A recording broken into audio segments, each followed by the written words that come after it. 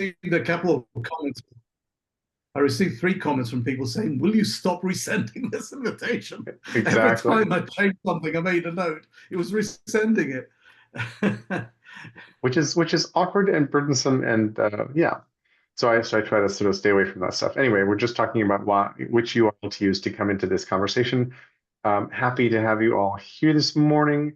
We're having a little tiny heat wave in Portland in the Pacific Northwest, but nothing as bad as several years ago. So there we go. Yeah, Eric, I don't want to let AI take over many parts of my life. So there we go. Never mind the calendar. We have as a topic today, what if you were 20 or 16 or 14 or something young, something that for many of us has receded into the mists of the rearview mirror some time ago, but really interested in what partly maybe a way to open the conversation is how were you thinking about that question? Like what did my question cause you to start doing or thinking? I'll go. Stacy. I loved the question. But first, I just want to say one thing, which is tied to why I love the question. Um, Last week, Barry Court finished his cycle on Earth, and I just wanted Oh, to acknowledge that. I didn't know that. I'm sorry. Yeah. We will be having in GCC, we will be having a memorial celebration of life on August 9th. So I'll make that announcement here when it happens. But Thank you. so that's related to my answer to why I loved your question so much, because the idea of going back to how we felt when we were young is just like truly at the heart of the matter. The whole idea of being like a child. And for me, my answer was I would do exactly what I wanted to do 30 years ago. I would do exactly what I want to do now, which back then or now, so if it were now, I'd want to gather my friends together and pool our money and maybe buy like an old ghost town or something and be in some sort of, co-housing kind of situation and figure it out together. So that's my answer. That's what the question made me think about. Love that, Stacy. Thank you. Thank you. And that feels like right from here, like a real how it hit you. I love that. Eric, please. Yeah, hello, everybody. Just following up on Barry's passing, I want to read something that he wrote that was on his mud. I don't know when he wrote this, but he has goals, and I think this is very relevant to all of us to think about. So he has a vision statement. We envision a wholesome world in which everyone can enjoy the fruits of world peace, prosperity, lifelong learning, spiritual growth, physical health, and emotional well-being, satisfying roles and careers, and meaningful participation in the joy of creative living. Mission statement: to play a leadership role in architecting and engineering the advance of civilization through creative innovation, life-affirming applications of technology, and the wise and responsible use of scientific knowledge, to play a nurturing role in educating and empowering people to realize their full potential, to participate cooperatively, creatively, innovatively, effectively, productively, and rewardingly in achieving the common goals embodied in the vision statement. Spiritual goals: to achieve enlightenment, wisdom, and serenity, to become a peacemaker and a peace bringer.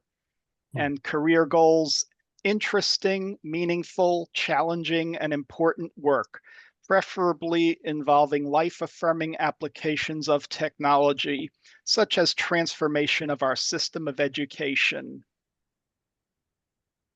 Thank you, Eric. So, yeah, I wanted to share that because he was a very special person, and from his funeral yesterday. I learned how appreciated he was, how many people he touched in his life, throughout his career.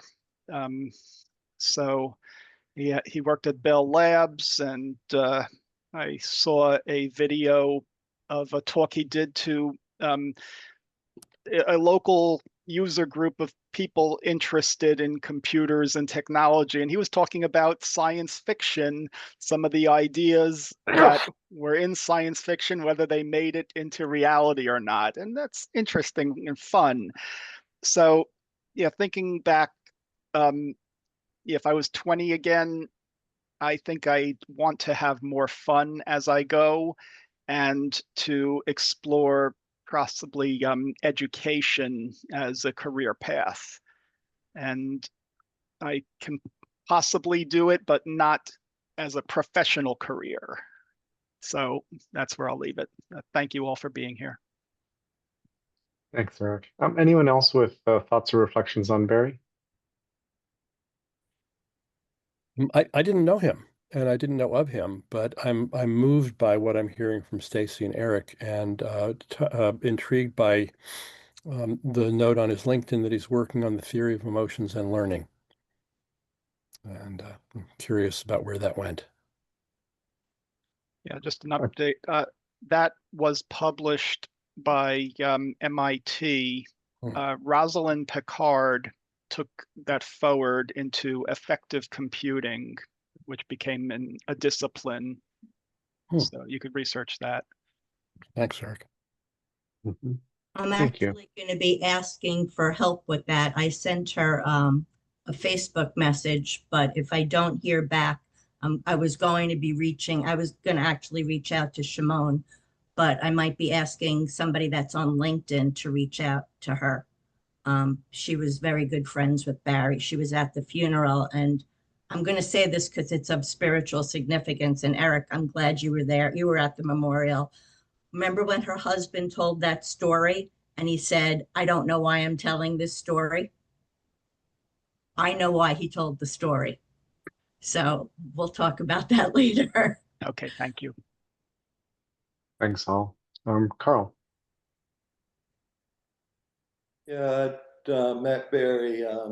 We had on Facebook group, we used to meet every Sunday, and that's actually where I reconnected with Doug Breitbart and met Stacy and a number of other people. But a small world thing, when I posted something about Barry, my best friend from college who lives up in Massachusetts now, but he was saying, oh, I used to live next to that guy. We used to have such wonderful conversations. Like this small world type of stuff. But yeah, I'll miss him a lot. Thank you all. Shall we slide back toward our topic? Let's do. Other reactions to what if you were 20 or young again, and how, and also swinging that toward how might we frame this call about that question. And I'll check in on what I meant in a little bit, but I'm just interested in how it hit you.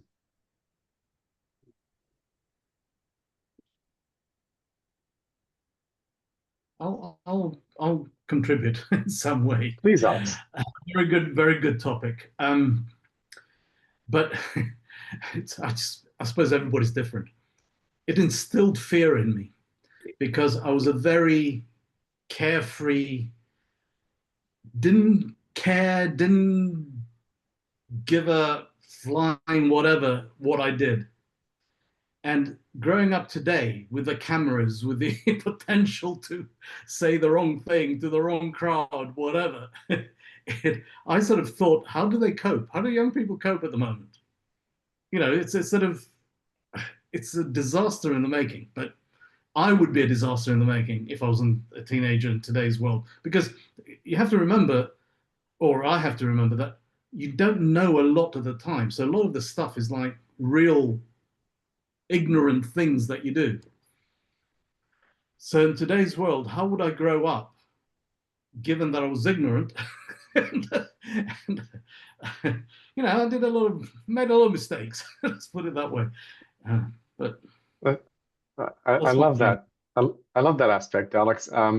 And when we grew up, I think I can generalize here, there wasn't the possibility that anything we did could go viral, that it might be recorded without knowing it, that it might be repeated and cast somewhere, and that it might catch public attention in some horrible or beneficial way. That was not a thing that might happen.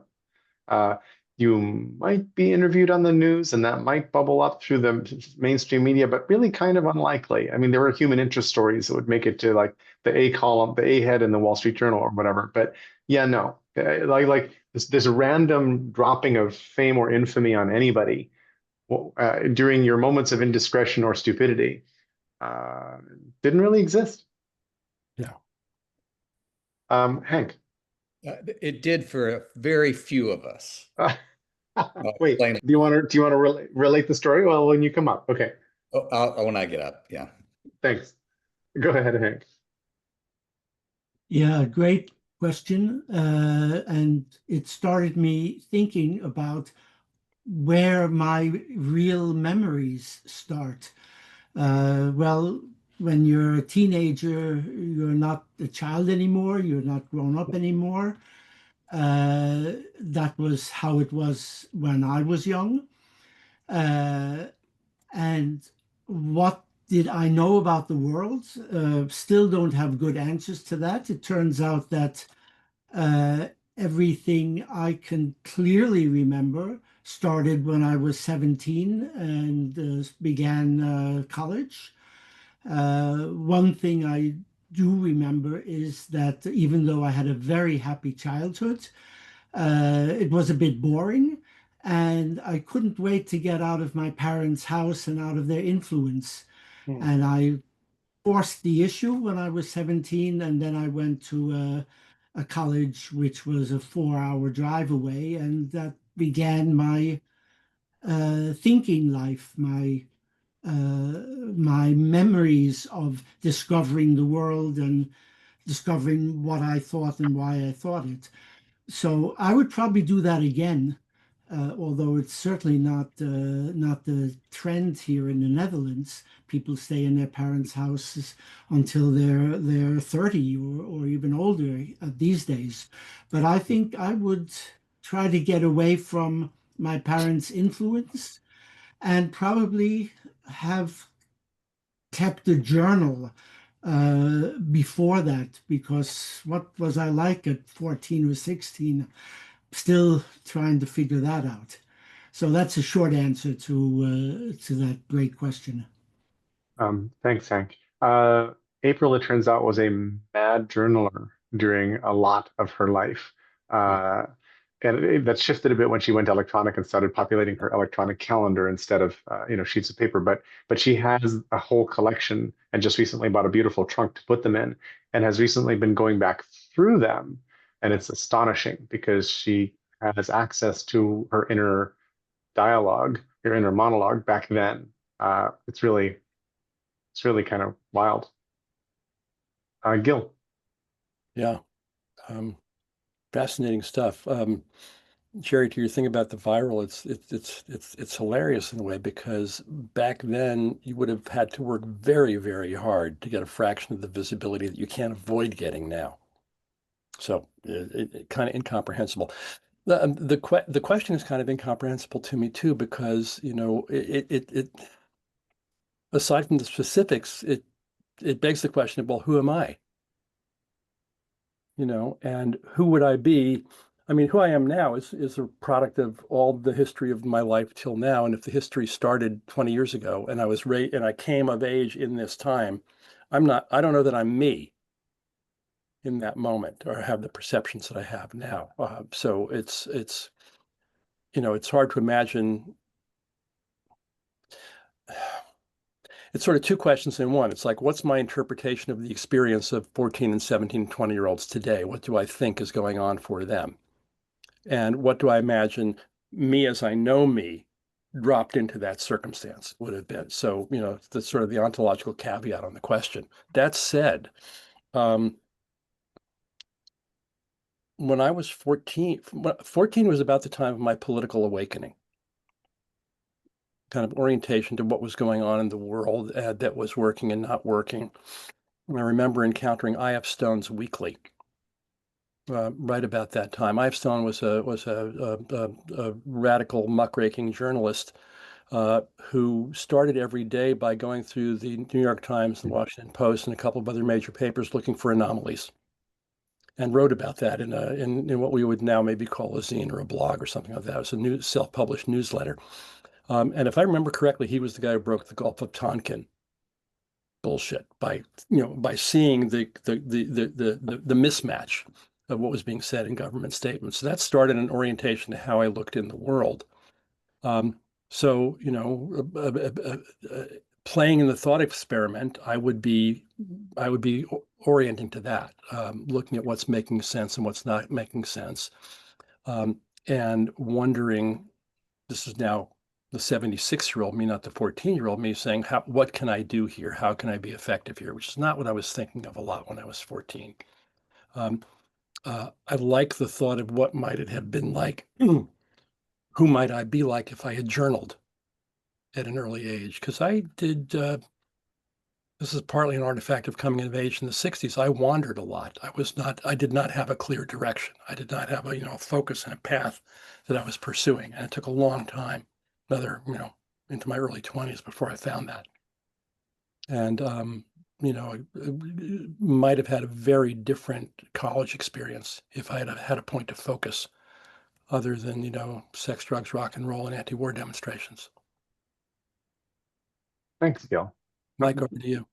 I think there's lots of different ways of interpreting the question. I'm really happy I asked how you're interpreting it before trying to impose more structure. Mike.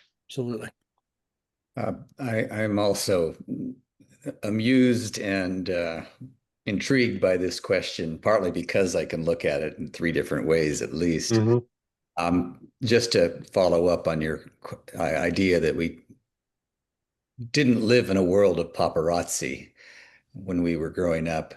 I'm a little younger than some of you, and I almost became the first person fired for putting something on the internet in 1990 because I wrote a little email to David Farber, who at the time was managing the world's largest mailing list on the internet.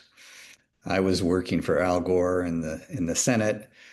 We had managed to insert a little sentence providing for an extra $40 million for high performance computing, which was, Gore's mission to get extra money for building the NSF net and to build the supercomputer centers.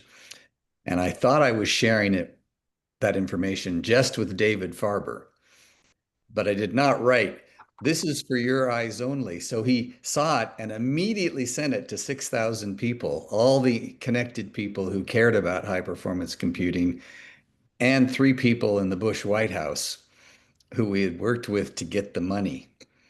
And they hadn't announced it yet. So here I was announcing to all the people who were most excited about this that Al Gore got the money. The next day I was called in to talk to my boss's boss. Question 1, what's the internet? Question 2, why are they yelling at me about what you posted?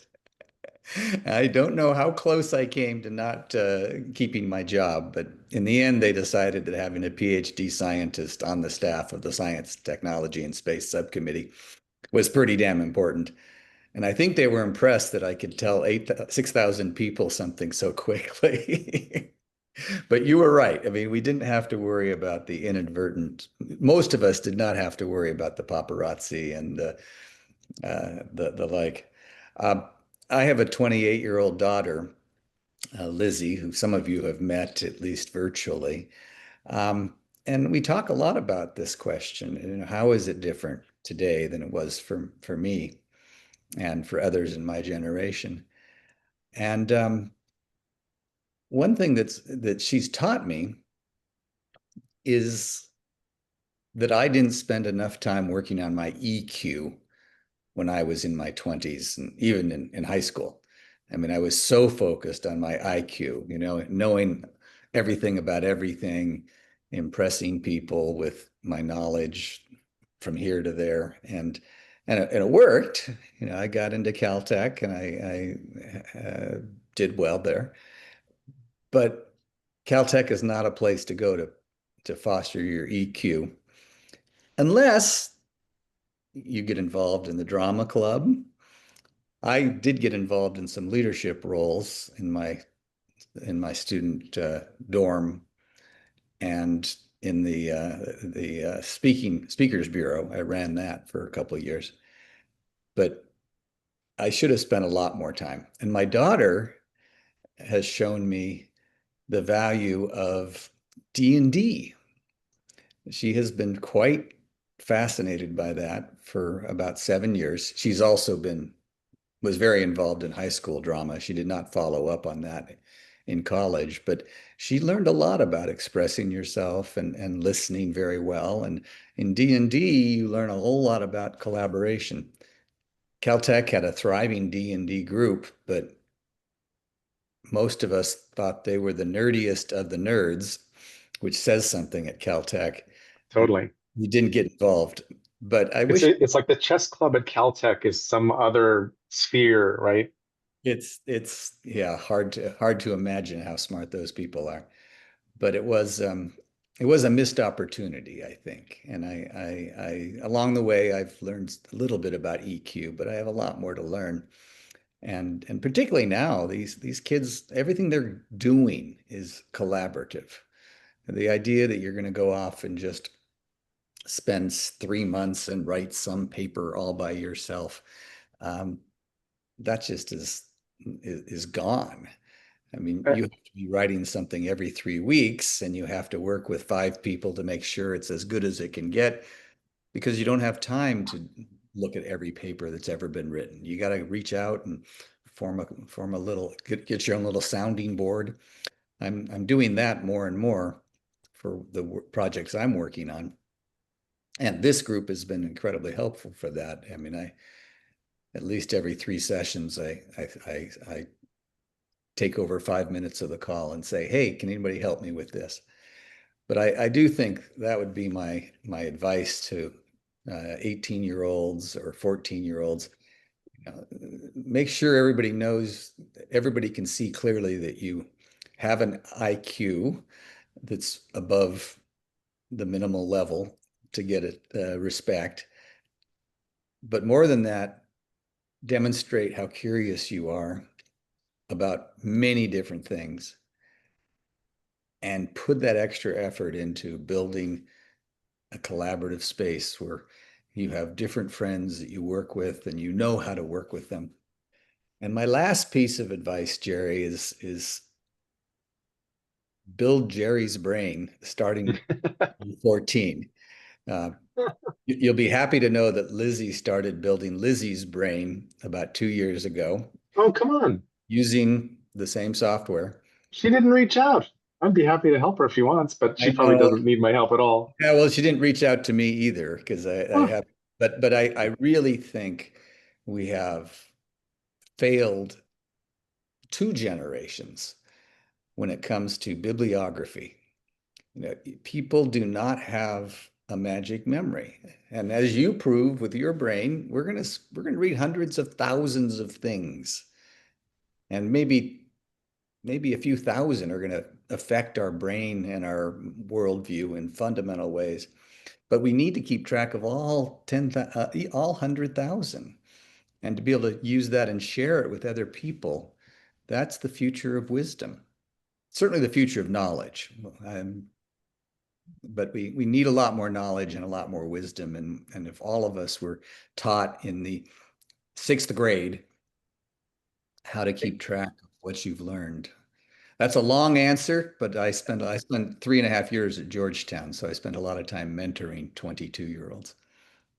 Long answer, and I loved it. You took us lots of interesting places, and I want to go back to one of them because I think there's a trope out there. Certainly, I've heard it. I don't know that I believe it. I think I don't believe it, that young people these days are isolated and lonely. They don't have social skills. They've been playing games and are basically on their devices all the time, so they don't interact. And you're saying pretty much everything they do is collaborative, which I adore. Say more? Well, that's what they do when they're in the job.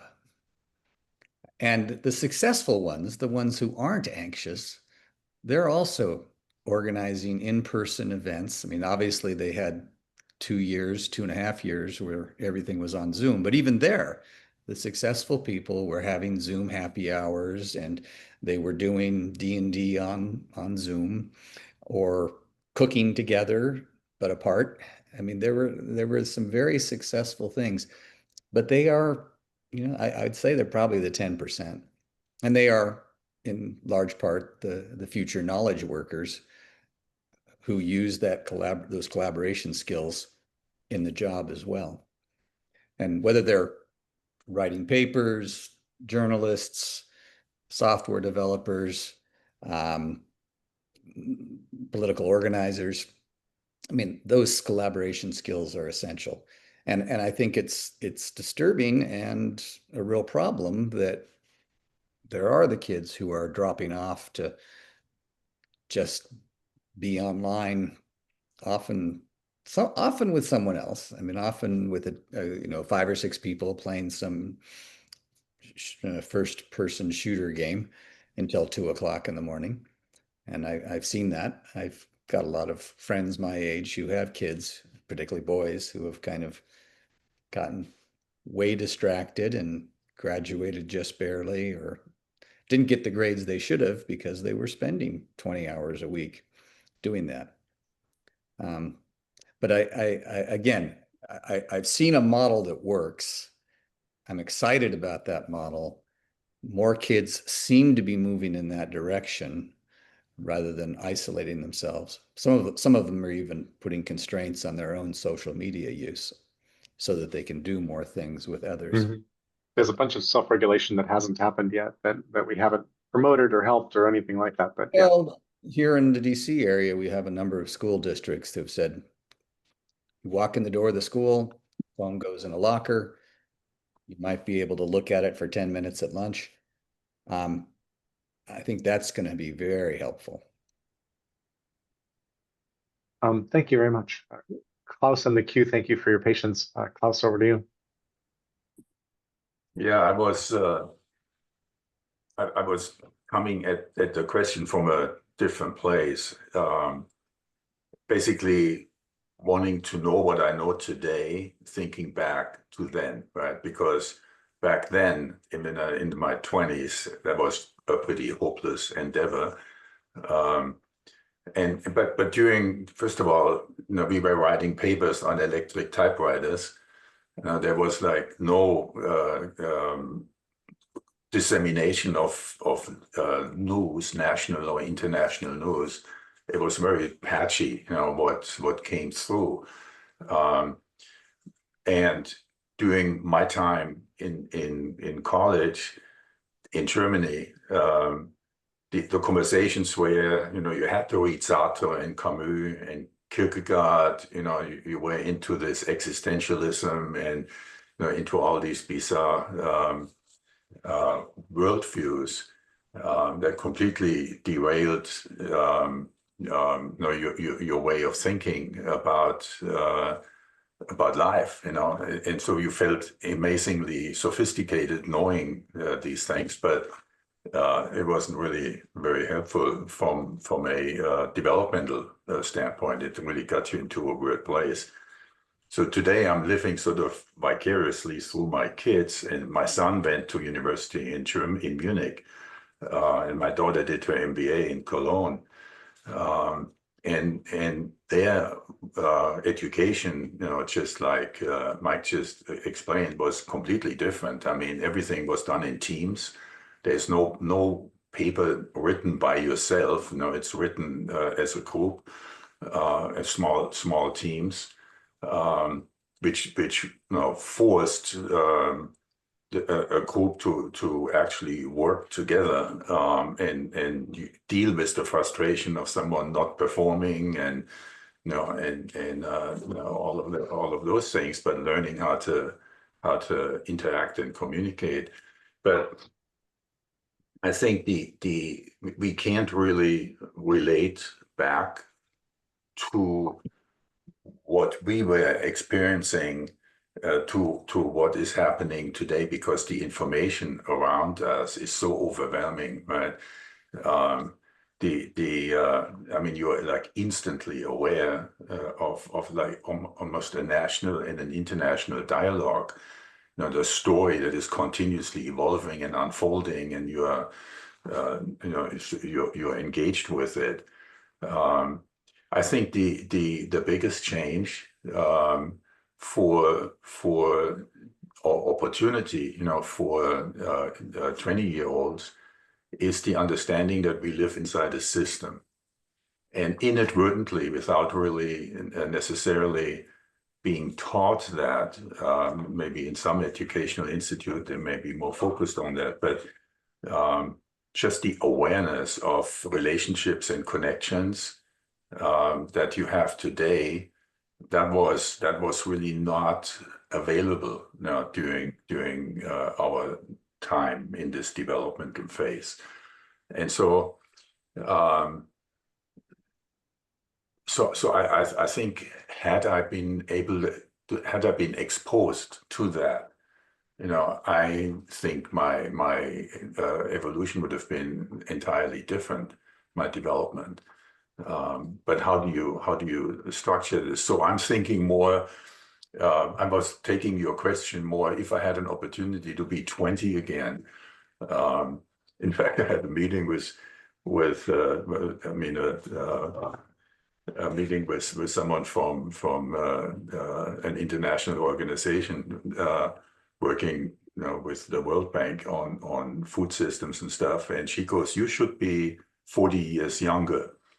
And I was like, okay, that would be a good thing, right? But if I put myself back to where I was 40 years younger, you wouldn't be talking with me. So yeah, I think Funny, huh?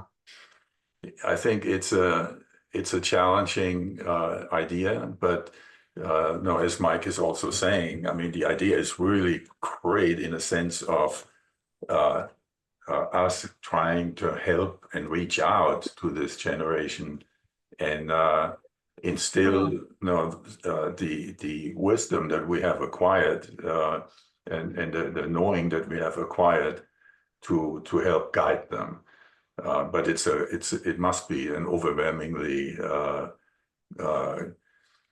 confusing and complex world, you know, to grow up in. Ross, thank you. And I think this sort of alternative personal histories thing is really interesting. Many of us might have gone there. Let's go, Alex, Stacy, and then I'll throw into the mix the things I was thinking about when I asked the question. And we'll see where we go. Alex. Great conversation, really resonated in a lot of ways. And I'm sorry I'm coming in again before anyone else is going. But this is what came into my mind. I apologize in advance if you get triggered by this. But the following: if our beloved Donald Trump magically became a teenager today, would we notice the difference? It's supposed to be a joke, but Yeah, that got me thinking 4 different crazy ways. What do you mean? I mean, his behavior at times is very. It's like I was a teenager. When I was a teenager, I was crazy. For me, he's like a 4th grade schoolyard bully. I've seen that like for a really long time. So yeah, yes on that. If that's one of the things. 8-year-old. Yeah. I just found it funny as a thought, but anyway, sorry, it didn't resonate, obviously. If he was a teenager, he'd be beat down. I mean, he'd take a beating. I just wanted to, well, first of all, Jerry, I just wanted to say that when I took your question, I took it in terms of based on the uncertainty and the fear. How would you, because that's just where I was coming from. How would I, going back to where I was then, be looking at the world, being that when I was a kid then, I was I'm still optimistic, but the possibilities seemed endless to me. I mean, I remember telling my dad, you know, I don't know why I said this, but I said, I'm either going to be a millionaire or I'm going to be very poor. He looked at me and he said, I'm afraid you're going to be very poor. He was wrong, but that's beside the point. I wasn't, if I went to college, it's because I wanted to go. It wasn't that I was expected to go, which is another perspective that I want you to understand how, growing up as a girl in the type of family I grew up in. But what I wanted to share, which I thought was interesting listening to Gil, it dawned on me. So I didn't have a political awakening until I was 50. Didn't have a spiritual awakening till I was in my 30s. Yet I started my first petition at 10. So I just wanted to highlight that shift. And Mike, I became so socially intelligent watching soap operas. And I'm telling you, there was at one point where something happened and I said, Vicky would never do that. Something is wrong. They must have gotten new writers. And don't you know that the storyline had her having a split personality? So I'm just letting you know. There you go. There are other ways to get EQ. Yes. I love that. Thanks, Stacy. I was going to jump in right now, but Sam, you're in the queue and you're riding a bike, so I'm going to go to you first. Thanks, Jerry. Yeah, I just this is my workout time, so I'm just riding back. Beautiful Amsterdam, but just a lot of great thoughts there. I think I have a 14-year-old who's receding into, I don't live with, and he's receding into video games. And so I often think about, what I would like him to do. And, one of the thoughts is something that I like about this group. And it's because I don't have the mental rigor to do it on my own to the degree that I'd like to.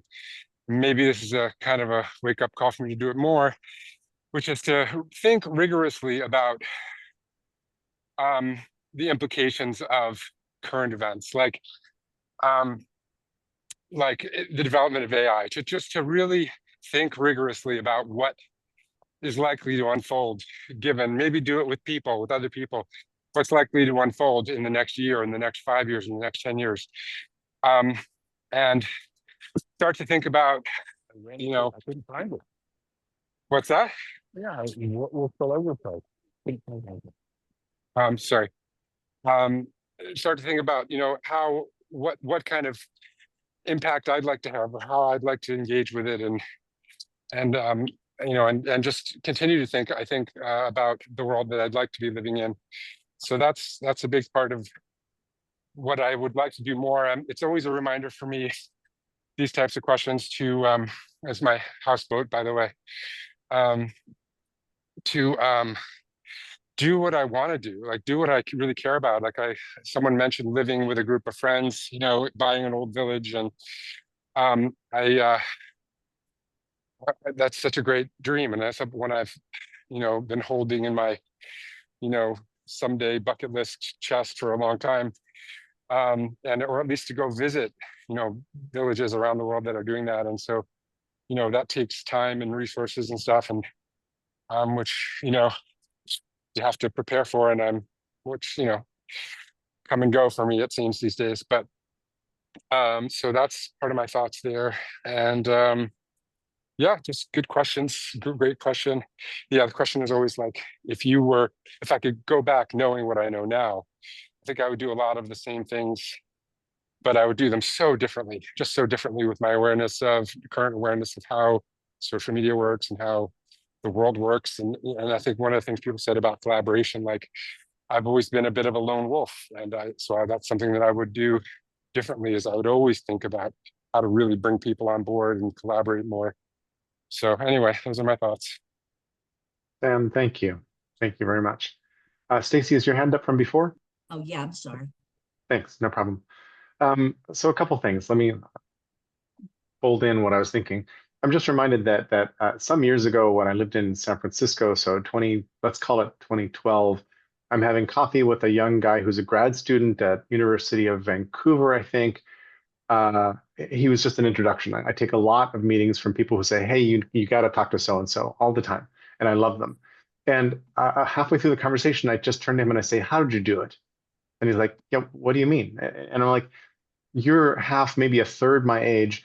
Like, I just asked you a question and I was busy thinking the answer when I asked you the question, and your answer came back just like crystal and like better than what I would have done. And it's not your main topic of interest, it's something else. Like, how'd you do it? Like, how'd you get smart on the world so young? And I don't think I said it exactly that way, but that's what I meant. And he said, look, I'm just curious, and I go and I read and I absorb stuff and I poke people, I ask people, and we get into conversations and stuff like that. And he was self-informing with this like superconductor that is available now to us, which is also the superconductor of all addictions and evil and whatever else. But the stuff is there to kind of absorb. So when I thought of the topic, it actually came out of a conversation with April about, hey, we need to be doing stuff, not just talking about stuff. And the impulse was what the first impulse was, if we were 20, what would we do to fix the world? What actions would we take? How might we make things better? And I'm actually interested in that. And I was interested enough in that in 2005, apparently. What year did I buy this domain? Yeah, 2005, I added it to my brain. So I thought I had let this domain go, and I don't have children, but I bought the domain dearkid.org and put just a little baby working site on it using Google Sites, which is what you'll see when you go there. I thought it was gone, and I just clicked on it, and it was like, oh my God, it's still there. And I haven't touched it for like a decade or two. But the idea was, what life advice would you pass on to young people these days? And I have a thought, I'll share the link to it right now, for life advice in my brain, which is an important thought for me. And it's a little crowded, but there's a lot of good life advice out there. And this is my collection of really good life advice. And I'm very interested in offering up good information for people to sort of sift through, to filter quickly, meaning good stories need to be told that are brief and interesting and attractive, so that somebody knows they want to dig deeper into something, and then offering people scaffolding so that they can go absorb and modify and customize and get active in whatever it is they want to do. And I think we're failing largely. There, in times of old, there were different either rituals or associations where older people brought up younger people into society. We've just broken all that shit. It's sort of gone. All the ways in which we used to help young people find their way into society, we've gotten rid of. And I'm really interested in, like, lending a hand, but not wagging a finger and like telling people what to do, but rather being of service and trying to be helpful in these quests. Because I think one of the things that it seems from what we've put into the room so far, this question triggered for us is, well, damn, I think I'm wiser now than when I was 20. What if I was 20 with what I know today about how the world works? That's pretty cool. Would I behave differently? Would I make different choices? That came up a bunch. But how can we make this more openly available so that we can like share the wisdom? Gil, which is the overstatement? I think I've made many. Which is the one that's troubling you? That we've completely abandoned intergenerational advice. So I made a blanket statement that's true, and when I do that, I get in trouble, especially here. But I think that to a large extent, the rituals, customs, habits, institutions, and all that, the membership organizations where old people and young people used to commingle a whole great deal, a bunch of them are not thriving. They're like, Bowling Alone has like doubled down over the last couple of decades since it was written. Yeah, I didn't say you lied. Okay. But it's a sweeping generalization, and both within U.S. culture and certainly in international culture, I think you're going to find a lot of differences about that. Extremely true. And even in the fragmented, falling apart, attention eyeball, capitalist rampage U.S., there are cultures and subcultures, and there are people who have these relationships, and there are organizations that support these. And there's an enormous amount of work. Say to support that or say to counter the trend. So I just wanted to flag the overgeneralization. I mean, we know that all generalizations are false, so there's that. But I love that. Just like 73.6% of all statistics are made up on the spot. Absolutely. So thank you for that, Gil. I appreciate the reframing of that, and I agree with you entirely. And what So you're saying is that yeah, there's not as much as you want. Something feels lost. It's an important thing to recover, nurture, find in some way to support in a society. Absolutely. ex exactly. Thank you. Can I just And say one other thing on that? yes, In my own personal experience, 2 years ago, I was hearing a lot of like, okay, boomer. And I do a lot of speaking. They want younger people on stage, not older people. In this last 6 months, I'm hearing a lot of younger people saying we really need to learn from our elders. We're lost on our own. We need your experience and guidance in some kind of way. And actually, the richest is when it goes both ways. And where are you love that. Learn from each other. I'm where, feeling less obsolete given what you just said. Huh. where are you hearing that, Gil? In my head, We Mike. all In my we head. all want to go to that source. We want to drink from that fountain, Gil. Well, hearing it around, wherever I hear, face-to-face conversations and on social media. Yeah. I mean, One last thing I want to put on the table before I go to you, Mike, and then take it away. One last thing is that I feel like the older generations are leaving the younger generations a planet in considerable trouble Mhm. that we likely caused and are not doing enough to fix, and that feels crappy. And I want to sort of say, it's hard to be a young person these days. There's a lot of things going on that we're not dealing with well. And They're end pissed off. of my They're pissed off. And since Ken is busy drinking his coffee, I'll say, Jerry, who's we? yeah, exactly. Um, Many different we's, large and small, subgrouped and collected and disconnected. Yeah. Mike, off to you. just to build on a couple things that were said.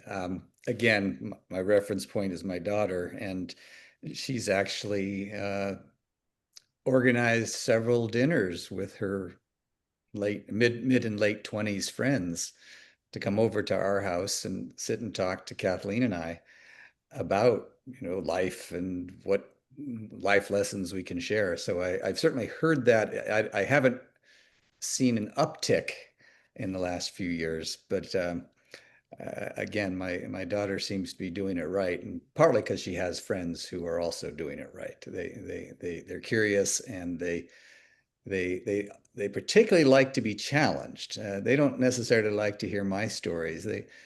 They relish the hard questions that Kathleen asks them, and that is the point I intervened with. The reason I put my hand up again was to intervene and say the face-to-face, whether peer-to-peer or professor to student or uh, master to apprentice. I mean, often what that discussion gets people to do is to challenge their assumptions, find their blind spots. And I think perhaps the most important thing, and the reason a lot of people are still paying $50,000 or even $80,000 a year to go to college is because there is a mentoring process there where the professor, either in small seminars or in one-to-one conversations, takes the younger person and says, this is how you find what's really important. This is how you can perhaps pay less attention to the noise and the entertainment and really focus on what you need to focus on. And David Brooks has been writing some good books on this and the importance of eulogy values, the things that you'll be mentioned in your eulogy as opposed to resume values, which is what we spend most of our life chasing. And the other Brooks from the, what's his first name? The American Enterprise Institute. He's been writing a lot of good stuff for the Atlantic on kind of the wisdom of his 80 years. And a lot of it is, how do you make sure you've made time for what really matters? And that I think is what the mentoring needs to focus on. And when it succeeds, it does. But I agree, there's 30–40% of people in their 20s who have any kind of effective support structure that will give them the life lessons. I mean, the sad thing is they will eventually learn them, but they might be 55 and they'll have had to make so many mistakes. Again, sorry to talk so long. That's all right, Mike. Thank you. Doug.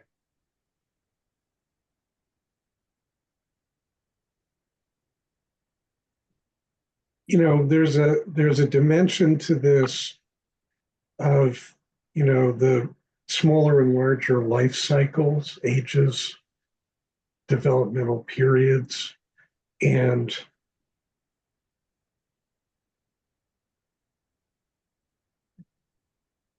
it's easy to project my 69-year-old values, orientation, history, what Gil alluded to earlier, into the question. But I sort of think, turning the telescope around, that maybe one of the bigger things that I'm finding more and more needed is to not relate to groups, to not relate to aggregative means, and to start looking at it more in terms of this infinite array of diversity, person to person to person to person. Because what some of the things Mike just said works for somebody, but not necessarily for an ADD person. And what works for an introverted kid versus a gregarious outgoing kid at 20.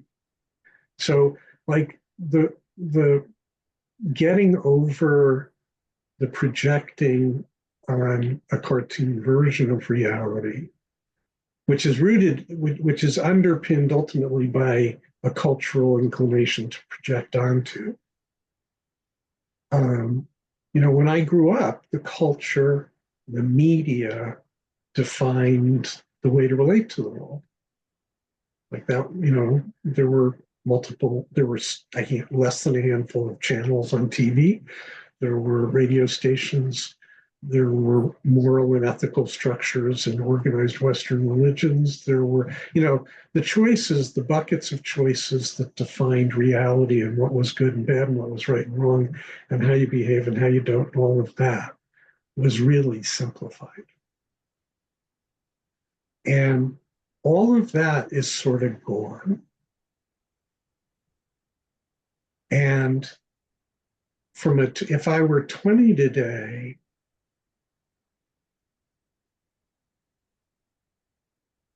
the need for my discernment powers and discrimination powers need to be exponentially greater than what was required of me when I was in my 20s. Like there's much more of the work shifted to kids, to young people.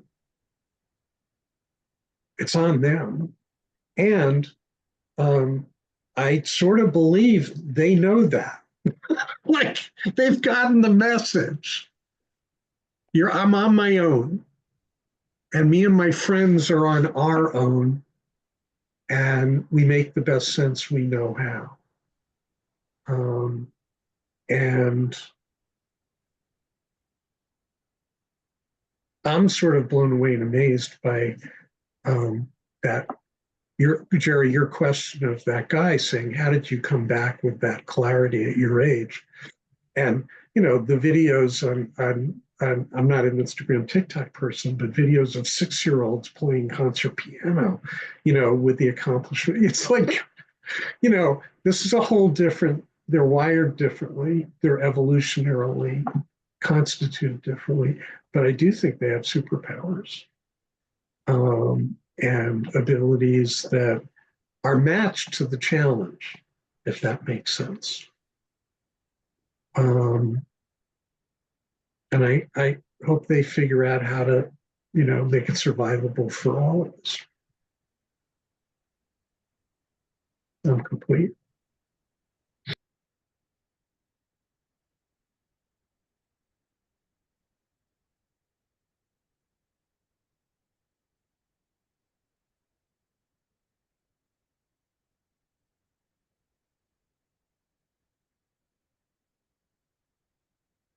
You're muted, Jerry, but I'll just go.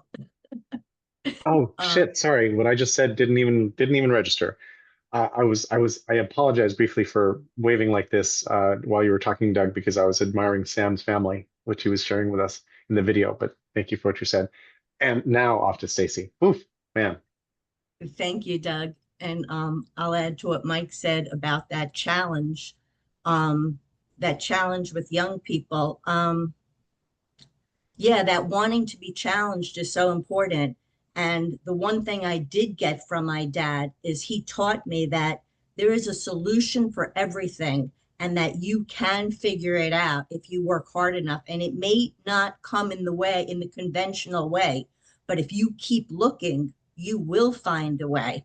And that really fed me. And what I wanted to say is that I found it much easier recently, over these past few years, talking to mostly men younger than me who were able to see beyond what had always been done before. And so that's another, I mean, putting the generations together is important because of that combination of wisdom and experience. But sometimes where it's a problem is where there's a rigidity in the older generation to not go back and retry something. Oh, that's been done before. Well, yeah, but things were different then. And new learning has occurred and situations have changed.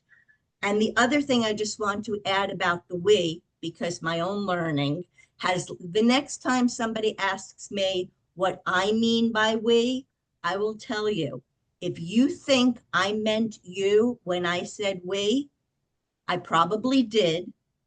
And if you don't think you're part of that we, then say so. If you do agree you're part of that we, then just ignore it and we can move on to the rest of what I said. Thank you. Over. Stacy, thank you. Ramsey, over to you, and feel free to take a beat before stepping in, where we've been going at our usual moderately frenzied pace.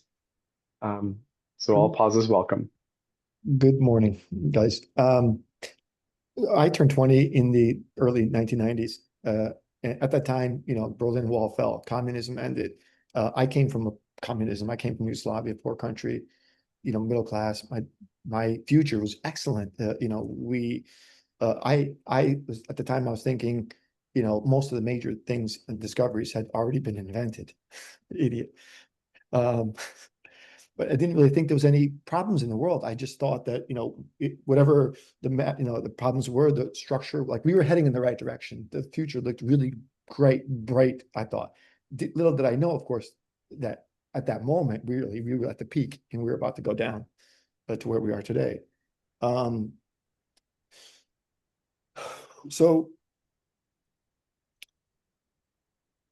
I was rereading this book recently called This Will Change Everything. They asked numerous smart people, random areas, on what they thought would change everything. This was back in 2015, 10 years ago. So I was rereading the book, and there was one pager by Alan Alda, and he said, really, I can't imagine anything, that would change everything, except for, figuring out how to live with one another.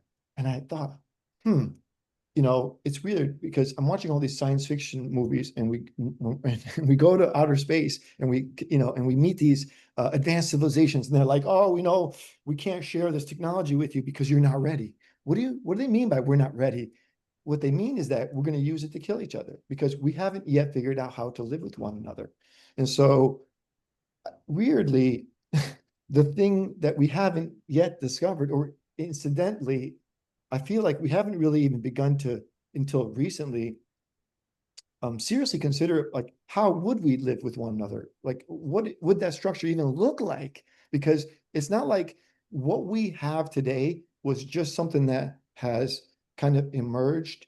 It's been molded, sure, but the organizational structure of our world, of our game, of our activity, of our agency has been hijacked by this incentive structure of capitalism that we have yet to come to terms with, that we haven't really fully understood. And And most people, it's weird with economics because they don't really, they say they're, first principles thinkers, but they're not. They're, and okay, even if they are, maybe that was harsh, they are. But in terms of economics, they're not doing the first thinking. They're really not. They're skipping, they're jumping into the middle of it and making assumptions without breaking down so anyway, so I wouldn't go back in time and change anything personally and give myself advice because normally I would. I mean, in most situations, it'd be great to go back in time and give yourself some advice, right? To make your potential impact better. But in my situation, I feel like if I went back and changed anything, then I wouldn't be where I am at this moment. Because I have a sense of I'm on the right path of figuring out an organizational way that we can live with one another without killing each other. And so I wouldn't change anything. I wouldn't go back in the past. And 20-year-olds really, from a systemic structural perspective, I didn't see the system as the problem back when I was 20. I just thought it was more individual agency. I saw poor people, I saw homeless people. I thought they were bums. I thought they were lazy. Like, surely you can just go get a job and work and you'll have a house and you'll have food and it's easy. you know, little did I know. I was naive. That's all. Fortunate thing we grow up and learn stuff. Thanks, Ramsey. Thank you. Carl.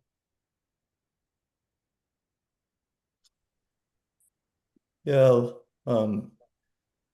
make I'll be posting something with several links and stuff. One of the this week, well, yeah, July 16th to 24th now is the 56th anniversary of the Apollo 11 mission.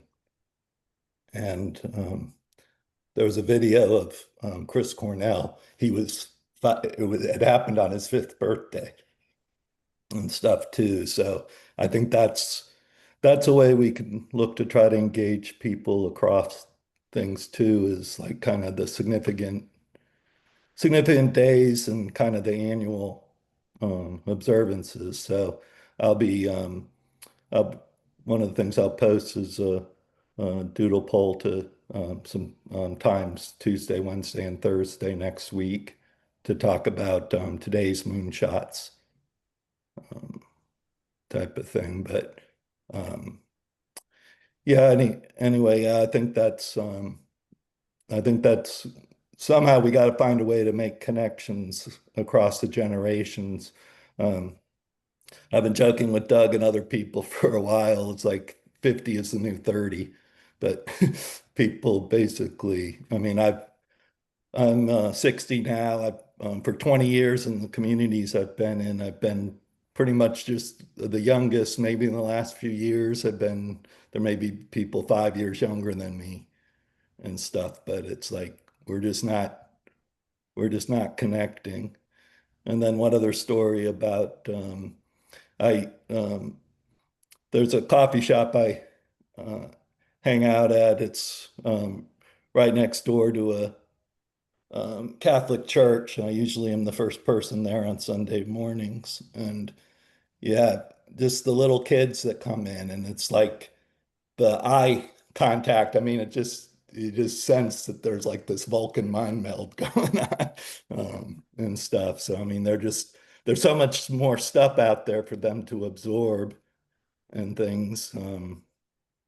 And so, yeah, I think that's a big part of it. And with the generation stuff, the last point I'll make on that is I think the pace of technology, biological generations are no longer the dynamic social force and stuff. So I think it's more that we're age cohorts through time of people who are plus or minus 7 years and stuff. But I'll have to track down. I've seen some anecdotal stuff that talks about that we kind of live in our alpha brain state for the first 7 years of life and stuff. So if you've I because things are speeding up so much, I'm thinking that it's the people who are sharing that time when they're in that alpha brain state is kind of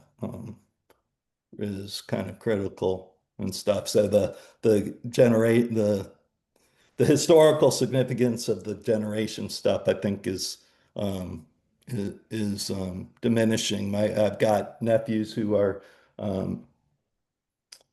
30, 32, 28, and 24, and I mean they're like different generations almost. Certainly the oldest and the youngest and things. So anyway, I'll stop there and I'll post some links. Thanks, Carl. Plus. Yeah, Ramsey triggered some thoughts, which no one so far has talked about the amazing difference in the environment that we live in so far, and how this is impacting the life of a younger generation. I was born in 1949. At that time, there were 2.4 billion people on the planet. 1960, 3 billion. 2000, 6 billion. Right? Today, we're pushing 7.7 billion. We were supposed to be at 8 billion by 2030. It looks like we're going to hit this maybe in 28 or somewhere like that. So when you think about this explosion, of population and the pressure that puts on everything, that makes life so different.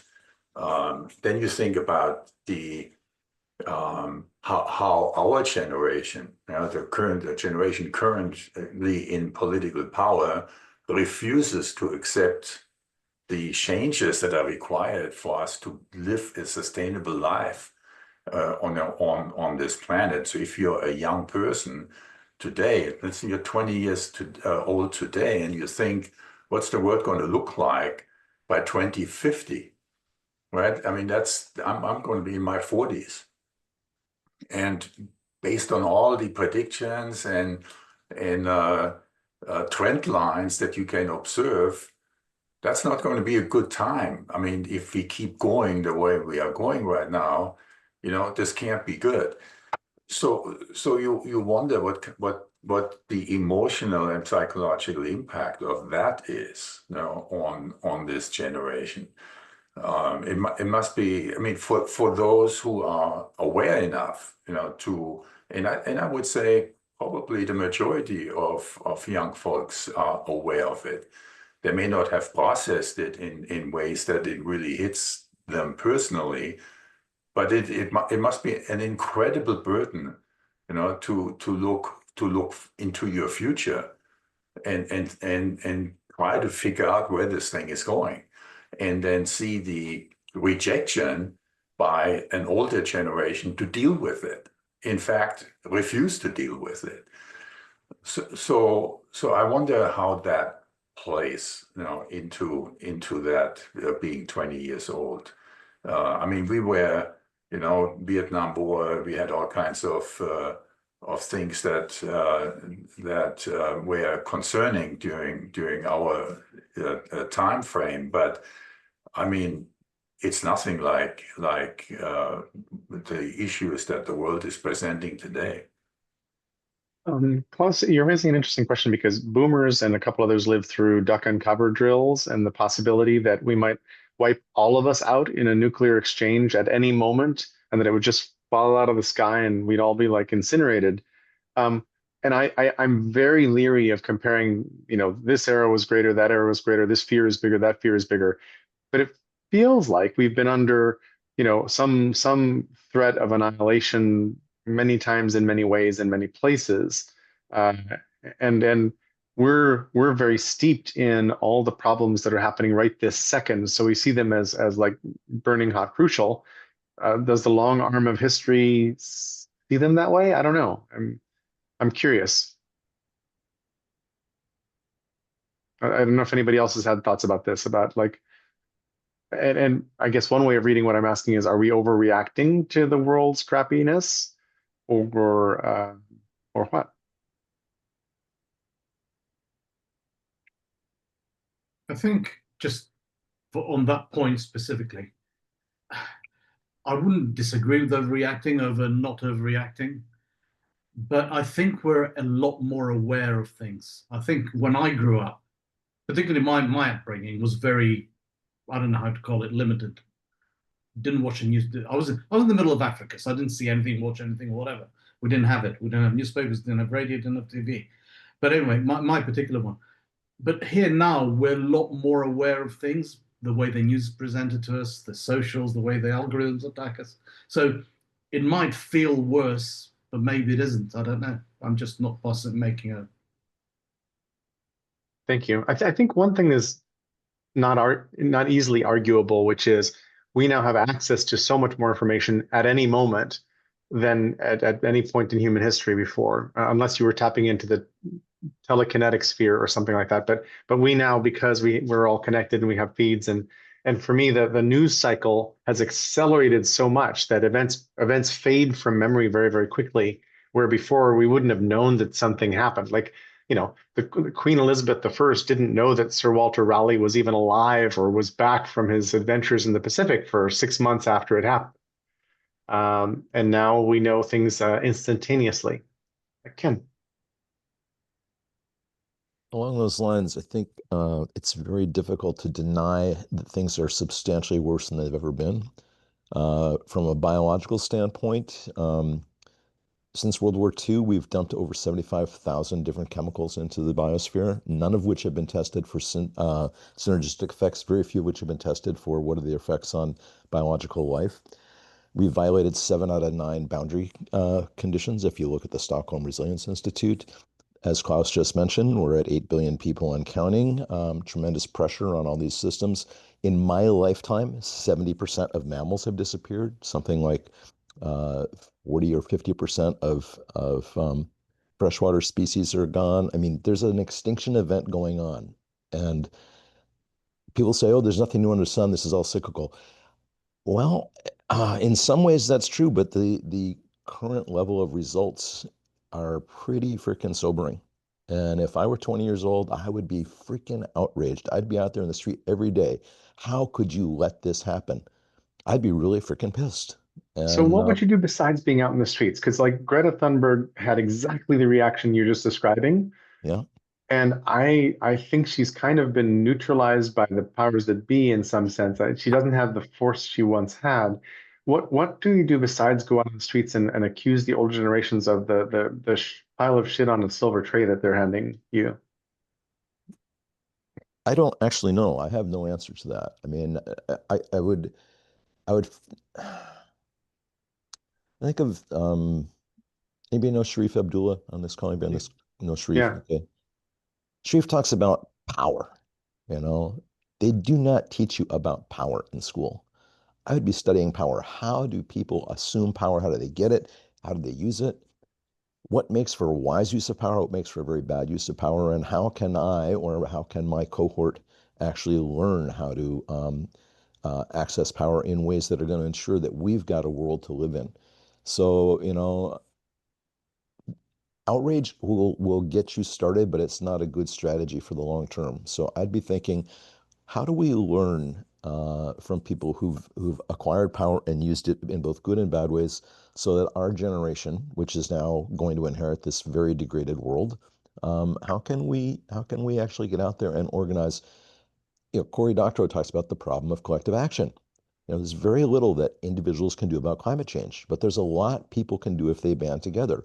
So I'd be looking at, how do we band together? What's the way in which we can address our shared concerns that will allow us to do it in a way where we don't start to break down and say, you're not doing it right and you're not doing it the way I want. Therefore, have to have a lot more patience, have to have a lot more flexibility, a much larger center to hold. If things fall apart because the center won't hold, you need to enlarge the center so that things at the margins get included.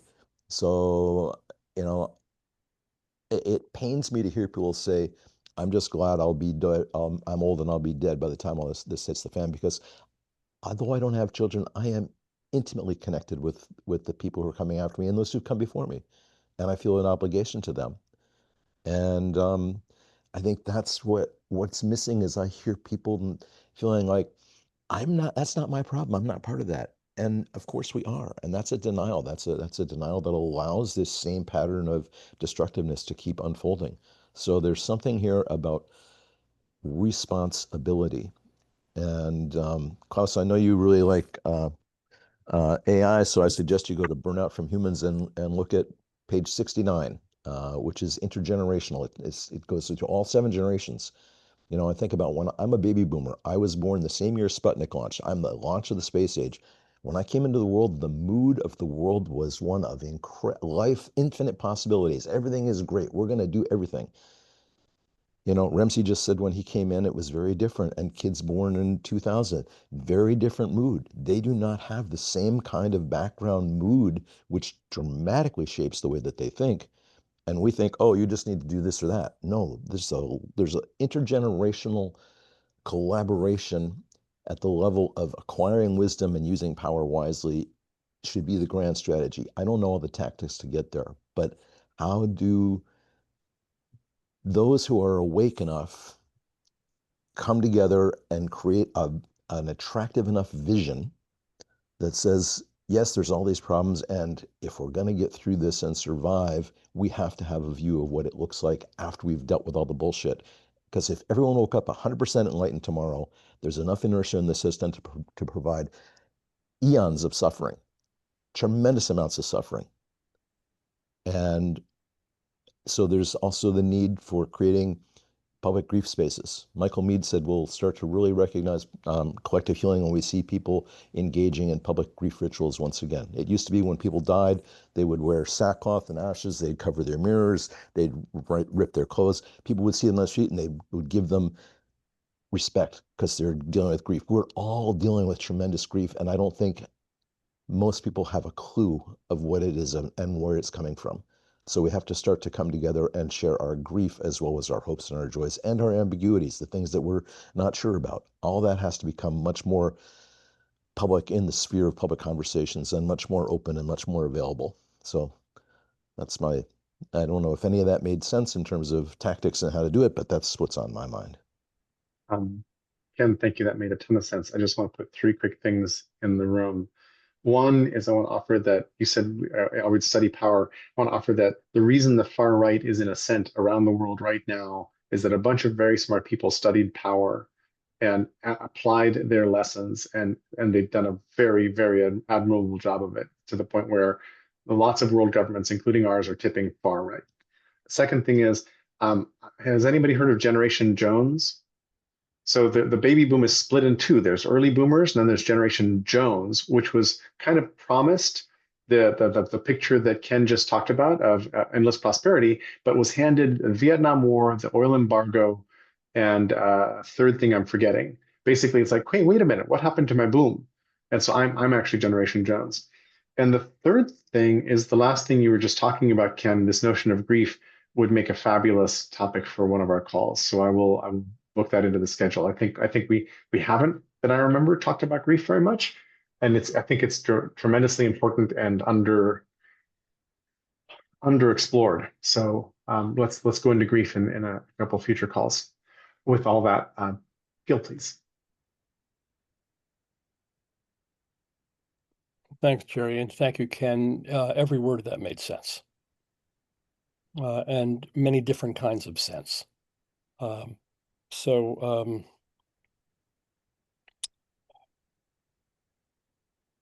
Power is a very peculiar thing. Gregory Bateson wrote very eloquently 50 some odd years ago about our misappropriation of the metaphor of power, applying the physics word of power to social and human relations. And he said, does not work. Who are you quoting, Gil? Gregory Bateson. Oh, Bateson.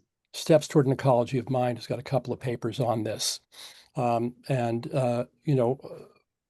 Force in the physics sense is something pushing against something else and moving it. Force in the human sense is an invitation to respond to threat.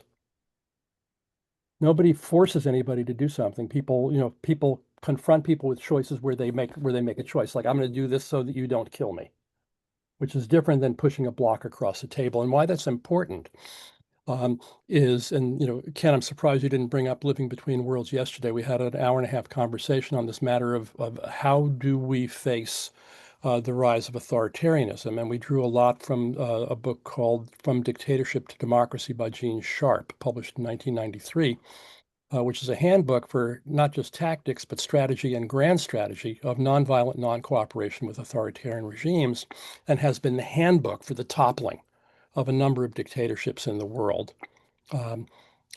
Includes 198 tactics of non-cooperation, but all more importantly, a strategic frame about how to think about that. So it's not easy. The moods are critically important, of despair and resignation and the like. I developed a stack back in, gosh, the 80s when we were doing peace propaganda around the nuclear freeze, of a conversation that I imagined going on in a lot of people's heads, which is that, it's always been this way. It will never change. Or maybe it could change, but there's nothing I could do about it. And there's like a stack of resistance and responses that we could peel through.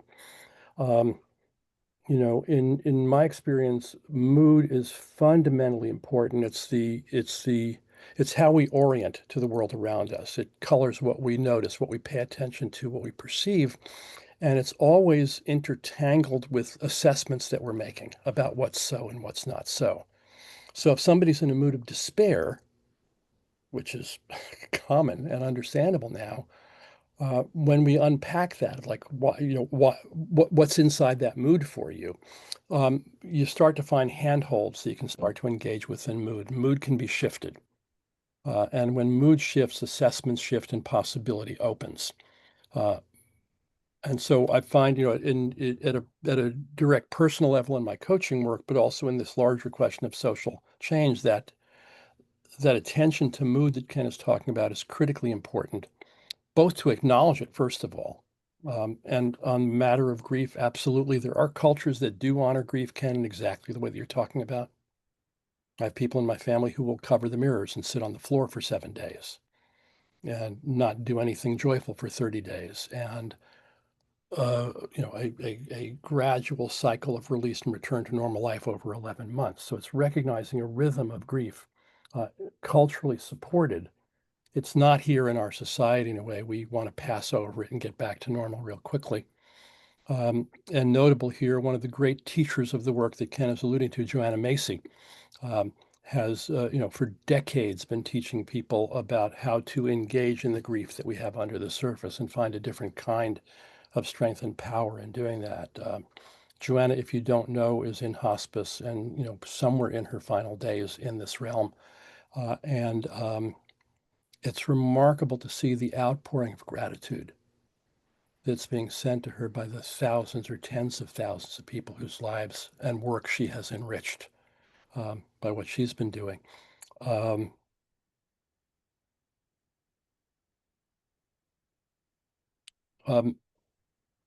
Hidden in what you said, Ken, and maybe flew by, so I want to emphasize it for people, is that it's a lot of our conversation. I'm using "our" in a sloppy sense here, but bear with me. Is about what's wrong, what we're upset about, what we don't like, what we're pissed off about, and so forth. And the vision of the world we want as an animating attractor is critically important, because it's very powerful to mobilize people to be against something. But it's maybe even more powerful to mobilize people to be moving towards something. And I'll just, the obvious examples are Martin Luther King and Dalai Lama and others. And that's a piece that is really important in the work that we have ahead of us, is to tell stories that people say, I want that. I want that. I'm willing to do something for that. Very mundane example. When the green building movement got going and buildings started to get built with more or less greeny standards, and there's all sorts of the research about the cost and benefit and the economics and the energy savings and so forth. But what was notable to me was that when people would walk in to like a LEED platinum office building for the first time and feel different in their bodies, and you can see it on their faces and you can see it in their stance, their moods as physical, biological beings shifted in walking into a different possibility of like, oh, we could have stuff like this. This feels better. I like this. I want more of this. That's a different kind of game than the normal game of resisting, although that's necessary too, and that's a lot of what we talked about yesterday. The group generated a huge list of resources, which I'll share the link for in the chat in just a moment, of approaches to nonviolent non-cooperation. And just last thing on that, mobilize.us is doing a training series, started last night, going on for, Ken, what, the next month or so, aimed at training 1 million Americans in nonviolent non-cooperation strategies and techniques. So, and last thing I'll say, Ken, just to Ken's notion of that everything is that the world is going to hell and everything is worse. Yes, and we have longer lifespans, and we have higher literacy, and a bunch of things that are better.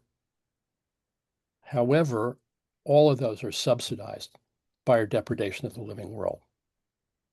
All the prosperity lives on the pillage that Ken's talking about. And we're kind of like Wile E. Coyote, running out over the edge of the cliff and doing just fine until he looks down. I'm complete. Unfortunately, we don't respawn nearly as easily as Wile E. Coyote does. Thanks, Gil. Carl, Stacy, and still we fall, Jerry. And still we fall. It's true. Carl, Stacy, and then Ken for wrapping this call, I think. Okay. I posted a link to an interview with Rachel Yehuda, I think, about how trauma spans generations and stuff. And that whole onbeing.org site is definitely one people should look at before we talk about grief. Gil's point, there's a green build conference. The people they're actually moving to beyond smart buildings to actually looking at buildings being their own ecosystem, so they don't have to be on the grid at all, and they don't need to be. It's some really amazing work, but the building architects, I mean, they have a 40 to 50 year time horizon. So it's like, this building, what's the environment going to be like for this building like 40 years from now? I mean, that's an integral part of their designing process. So that's something to take a look at. Kind of following up on what I had said earlier with Ken too, it's almost like a fractal thing. It's like people talk about the seventh generation, but then it's like, oh, that's 7 generations out. But every generation is first generation. Every generation is 7th generation. So I mean, we're overlapping generations through time. So being Gen X, I've got, the plus or minus 3 generations is kind of the cohort that I'm sharing time with for the most part. And then it's gotten out of control. There's dozens of different things about Gen Alpha. Some of them I see have Gen Alpha as 2010.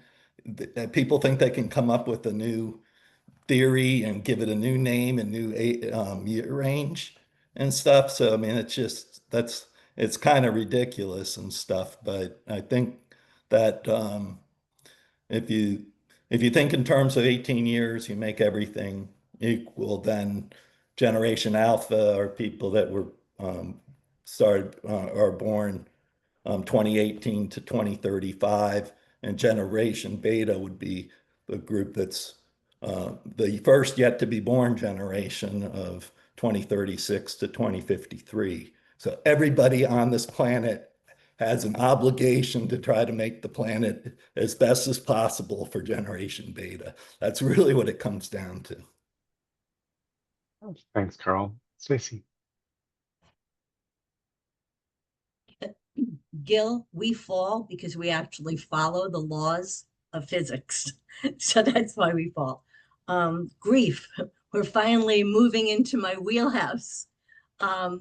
Barry and I spoke often about psychodrama. In fact, that's where we first connected, because he had sent me his work on the role of emotions on learning. Funny story, he mistakenly took me for a PhD student. That's how our relationship started. We were friends on Facebook, so it's really one of these synchronistic stories.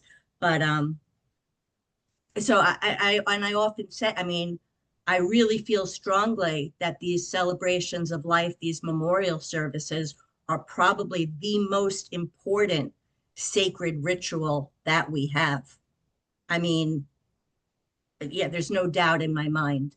The last thing I want to say, Jerry, and I just sent out the invitation for that call I'm going to have. I hope you can make it because I really think you'll like it.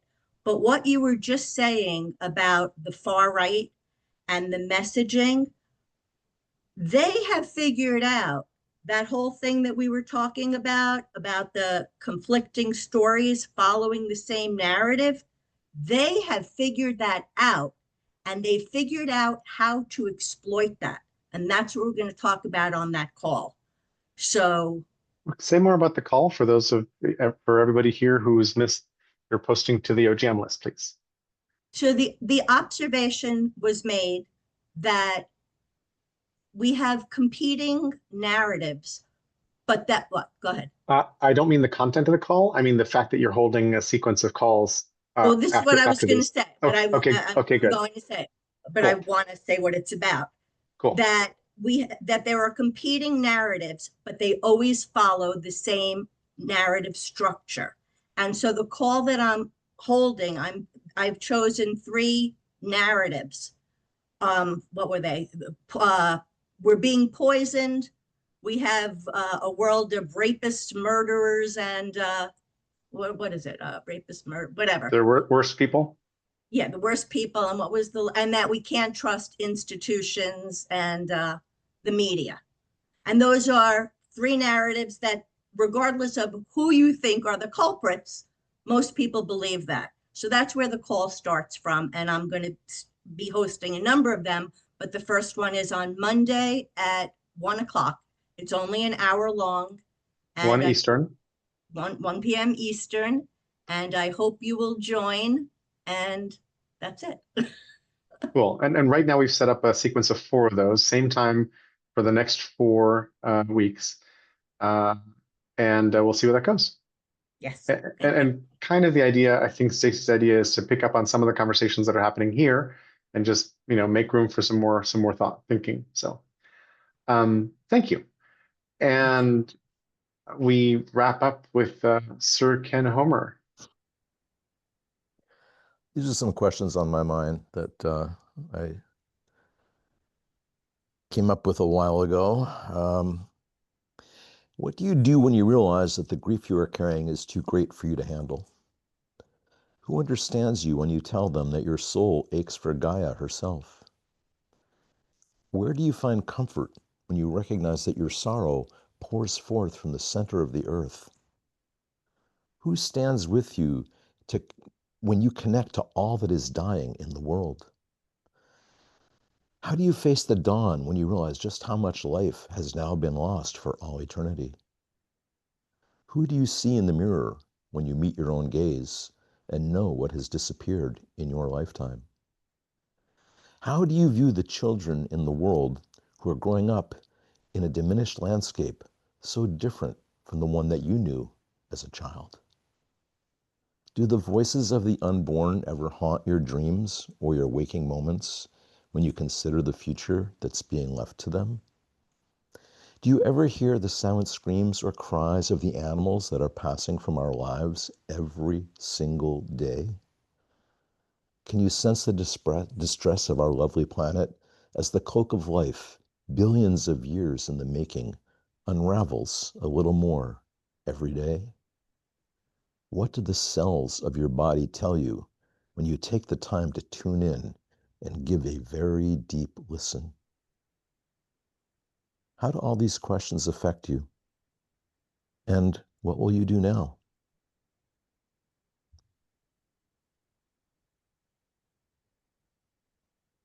A very lovely way to end this call, Ken, although sobering.